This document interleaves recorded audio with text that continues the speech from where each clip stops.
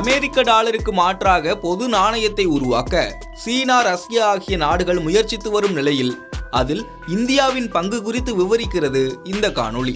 கடந்த 50 ஆண்டுகளுக்கும் மேலாக உலக பொருளாதாரத்தின் மையமாக அமெரிக்க டாலரை திகழ்ந்து வருகிறது. ஆனால் கடந்த சில ஆண்டுகளாக இந்த நிலை மாறி வருகிறது.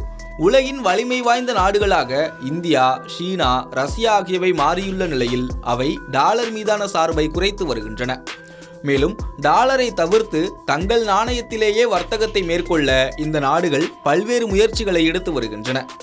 இந்தியா தற்போது UAE, ரஷ்யா, நேபாளம், பூட்டான், இலங்கை, Singapore, Malaysia, Oman, Mauritius, Kenya ஆகிய நாடுகளுடன் இந்திய ரூபாயிலேயே வர்த்தகம் மேற்கொள்கிறது.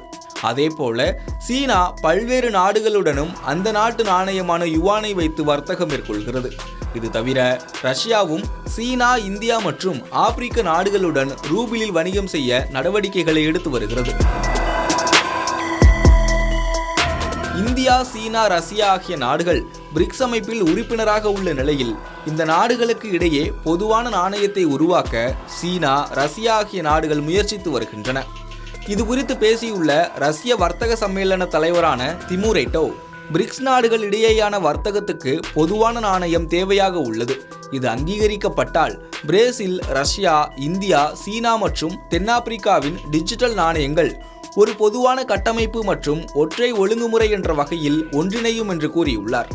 பிரிக்ஸ் அமைப்புக்கு தற்போது இந்தியா தலைமை தாங்கும் நிலையில் டாலருக்கு மாற்றான பொது நாணயம் விவகாரத்தில் இந்தியாவின் கருத்து முக்கியத்துவம் வாய்ந்ததாக இருக்கும் என்று பார்க்கப்படுகிறது. இந்தியா டாலருக்கு மாற்றான பொதுவான நாணயம் குறித்து இதுவரை கருத்து தெரிவிக்காத நிலையில் இந்தியாவின் முடிவே டாலருக்கு மாற்றான பொதுவான நாணயம் உருவாவதை முடிவு செய்யும் நிலை உருவாக்கியுள்ளது.